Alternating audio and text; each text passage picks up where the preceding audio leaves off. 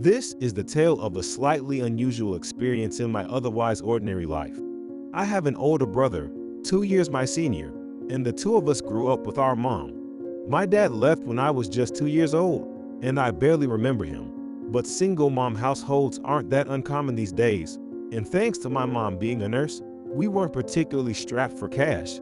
So I had the chance to go to college, had a normal circle of friends and a girlfriend, and honestly, I feel I've led a pretty average life. I never really thought it was boring or wanted to change anything about it. I figured I'd just keep living this way. Smith, working late.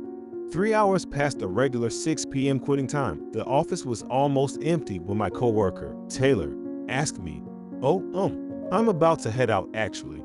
For some reason, I'm a bit uncomfortable around her. Oh, I see. Thanks for putting in the extra hours. Yeah, thanks. You too, Taylor. She's not a bad person at all. Actually, I think she's very kind, always looking out for others like this.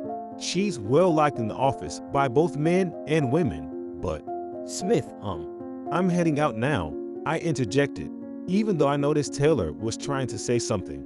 Oh, okay. Take care. Taylor looked a bit sad but forced a smile. I felt a twinge of guilt, but I still left the office. As usual, I walked my regular route, took the same train, and headed to the apartment where my girlfriend was waiting. The plain reason I avoid Taylor is because it's pretty clear she has feelings for me. I hate to sound conceited or overly self-conscious, but it's evident in her behavior, and even coworkers and bosses tease me about it. I wouldn't say I dislike it, but it's honestly awkward for me. I have a girlfriend I'm considering marrying, and I don't want to be ambiguously kind and lead Taylor on. When we're alone, like earlier, she always seems to want to say something. It's uncomfortable to turn her down, but I sincerely wish she'd just let it go without saying anything. It might sound harsh, but I don't want to get wrapped up in any drama. That was my genuine feeling. I'm home. Ethan, welcome back. My girlfriend, Emma, and I have been together since college, nearing 4 years now. Although nothing's set in stone, she's someone I'm seriously considering marrying. It was really cold today. You must be tired. Seriously, feels like winter for sure. With the onset of December, the cold had intensified. It's supposed to snow tomorrow. Emma mentioned. Looking outside, I could already see the flurry starting. I hope the trains don't stop running. But sure enough, the very next day, the trains were halted. Anticipating this in the morning, I resorted to taking a bus, even though it was quite a detour. I made it to work just in the nick of time. Some hadn't arrived yet, showing how paralyzed the transportation system had become. I thought the snow would let up by the time I left, but it kept coming down even around 10 p.m. when I was leaving after overtime. I had been so engrossed in my work that I forgot about the weather. In a panic, I rushed to the train station, but the trains were out of service. The bus I took in the morning had already run its last route. Many people were in the same boat, and all I could do was wait in a long taxi line under the cold night sky. I had never seen a line like this before. It looked like I would be waiting for at least 30 minutes. Even after getting a taxi, it might take that long to get home. Tonight was gonna be late. When I messaged Em about the situation, she replied, Do you want me to come pick you up in the car? but the roads were probably jammed with traffic because of the snow, and I felt bad making her come out this late. I told Emma not to worry and, with a sigh, looked up at the sky. I'll ponder over what to get Emma for Christmas while I wait. Since I had nothing else to do while in line, I decided to browse for presents on my smartphone. Having looked down for so long, when I finally raised my head, feeling tired, I caught a familiar face in the corner of my eye. Taylor. Standing near the station exit was Taylor, and our eyes met perfectly. I thought she had left work before me, but she was still here. I would have preferred to pretend not to see her, but now that our eyes had met, it would be rude to ignore her. I gave a slight nod, and Taylor approached. It's quite the ordeal tonight, huh? She remarked, and I replied vaguely, "Yay, it sure is. You too, Taylor." Her slightly awkward demeanor probably indicated she knew I had been avoiding her. Given the situation in line, I couldn't just forcefully walk away as usual. What to do? While I was pondering, the person in front of me left the line while on a phone call. Unexpectedly, it was now my turn. Well then, Thinking it was the perfect time, I was about to move on, but wait a minute. A once in a few years heavy snowfall, standing under the freezing sky, with a seemingly never-ending taxi line. There were so many people lined up behind me that I couldn't see the end, and it was unclear when their turn would come. Would it be right, as a human being, to leave a coworker behind in such a situation? Even for someone like me, who would usually dodge such situations, it was a moral quandary. But the taxi driver, looking puzzled, asked, "Aren't you getting in?" The people behind me looked equally perplexed. I had no time to think. With that, I said, "Do you want a lift?" I reluctantly asked Taylor. If I remembered correctly, Taylor's house was on the way to mine. I didn't know the details, but I recalled a conversation about it in the past. It wouldn't be a big detour, and I guessed it was unavoidable given today's circumstances. But usually, she'd respond promptly and enthusiastically. Now, she was silent. I couldn't read any emotion from Taylor's face. Was she ignoring me? Did she intend to give me a taste of my own medicine since I've been distant? Unable to discern what she was thinking, I said, "Well then, she's the one who ignored the offer." So I decided to just head home and started to board the taxi. Just then, Wait, Taylor called out to me with a surprisingly loud voice. The driver and those in line behind looked our way, wondering what the commotion was about. What is it?" Suddenly being the center of attention made me feel a bit embarrassed. And this behavior from Taylor, I've seen it several times before. She clenches her fist and seems to muster courage to say something. It's precisely because of these moments that I'd rather not deal with her. No way, she's not about to say it here, is she? I was flustered and tried to interrupt, but it seemed I was too late. As she began, I started thinking about how I'd respond. But then, I'm actually your sister. the words that came out of Taylor's mouth were something I hadn't anticipated in the slightest. What? I couldn't make any sense of it, but looking at Taylor's face, she didn't seem to be joking. For one, she's not the type to make such a grave joke. Then why would she say something like that? I don't have a sister, though. As I was grappling with confusion, the taxi driver chimed in. "What's the decision here?" Snapped back to reality. I became aware that I was drawing even more attention from the folks lined up behind us. Of course, I would. I'm actually your sister. Isn't something you hear every day. Feeling embarrassed, I blurted out, "Just get in." I pulled Taylor along and ushered her into the taxi. Finally, the taxi started moving. Sorry for suddenly saying something so strange. Taylor apologized after I gave the driver our destination.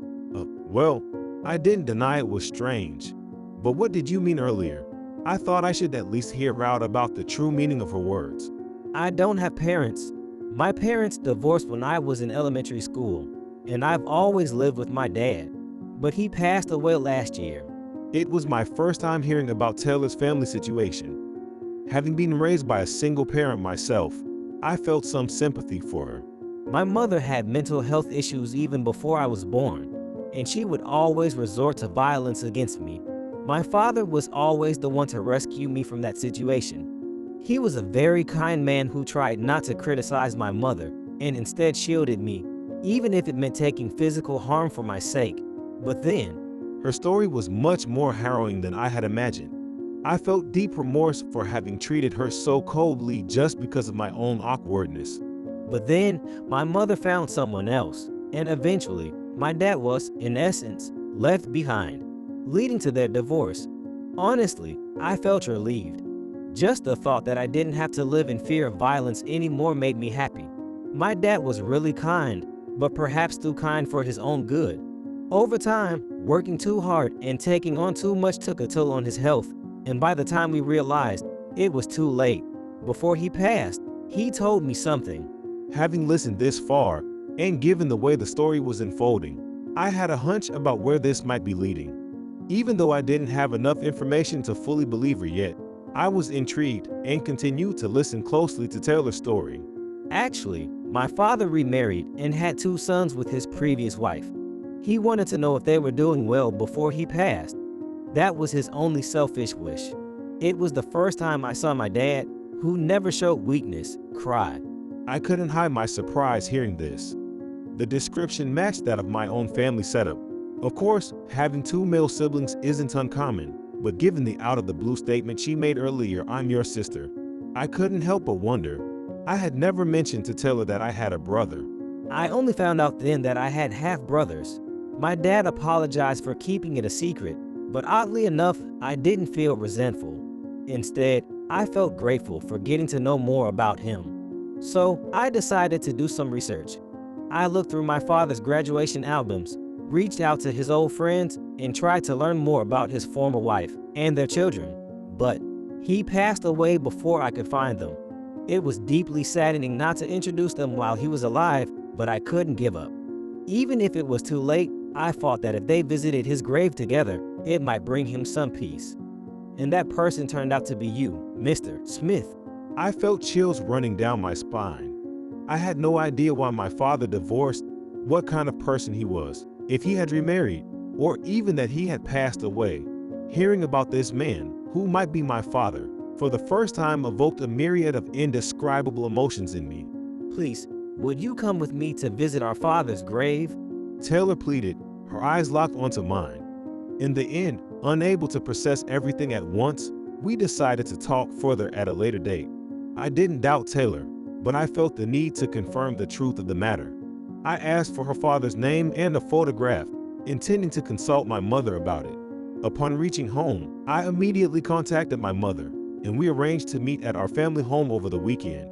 After relaying everything Taylor had told me, my mother looked visibly shocked. Looking at the photo I had handed her, she whispered, Yes, this is indeed your father. I had heard through the grapevine that he had passed away, but since the divorce, I never brought him up, and I couldn't muster the courage to tell you both now. I'm sorry for not talking about him before. "It's okay," I reassured her. "I've lived my whole life without a father. Knowing whether he was alive or not wouldn't have changed my reality. You probably had your reasons for not mentioning him." Still, my mother began to recount the stories from their past. My father, as Taylor described, had always been a kind-hearted individual who would go out of his way to help others. Even after marriage, he would genuinely listen to the concerns and problems of his coworkers. My mother admired this side of him. However, one of those colleagues he was counseling developed feelings for him. Claiming, "I can't leave this fragile woman who can't live alone," he pleaded with my mother, even going as far as to prostrate himself before her, suggesting they divorce. That colleague turned out to be Taylor's mother.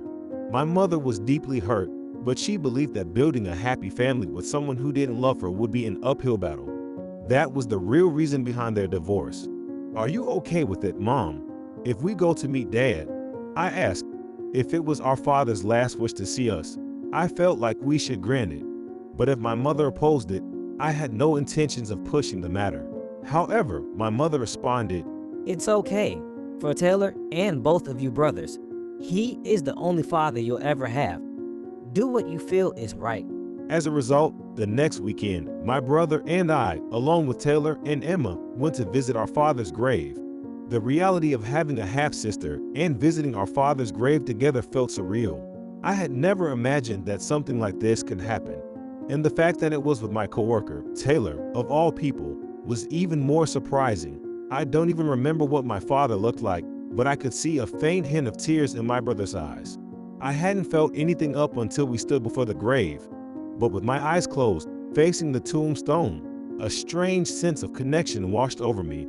Even though we never shared memories or moments because of this man, I exist today. Even if I don't have memories, I was once cradled in his arms. With that thought, I felt glad that I finally came to visit him. Perhaps bringing Emma along was my way of showing my father that I'm determined to make a woman happy. I wanted him to know what's important to me now, given that we never had shared memories. "Taylor, thank you for bringing us here today," I told her after paying our respects. I had been such a fool, mistaking her intentions, thinking she was into me. It's something so embarrassing that I probably never admitted aloud. You're welcome. Thank you so much for fulfilling our father's wish. Taylor replied with a smile. Wait, he's also your father. Sorry for my presumptuous way of speaking. Seeing her flustered made me chuckle. It was a heartwarming moment amidst the weight of the day's revelations. "It's all right. We've always lived thinking we didn't have a dad, so don't worry about it." My brother said so. Yes, I'm sorry. Thank you. Taylor apologized again, but then, Still, we were born from the same father, so we're siblings. Maybe we should meet up again sometime. my brother said that, and I was taken aback. Hearing that, Taylor burst into tears. That's when it hit me. She found us all on her own, brought us to our late father's grave, thanked us politely, all while seeming so composed. Maybe she had been anxious this whole time. Thinking that, a heavy weight settled on my chest, out of pity. Because she's a colleague, or maybe, I might not think of you as my sister right away, but I'd like to help if I can. I found myself saying that. Thank you so much. I fought. You didn't like me, Mr. Smith. Taylor said, tears flowing even more, thanking me repeatedly. No, that was my bad. I probably won't bring up that embarrassing misunderstanding again. I don't remember anything Dad did for me. But if I can be there for someone like my brother has been, then maybe it's thanks to our dad. I think I'll cherish this unusual encounter from now on.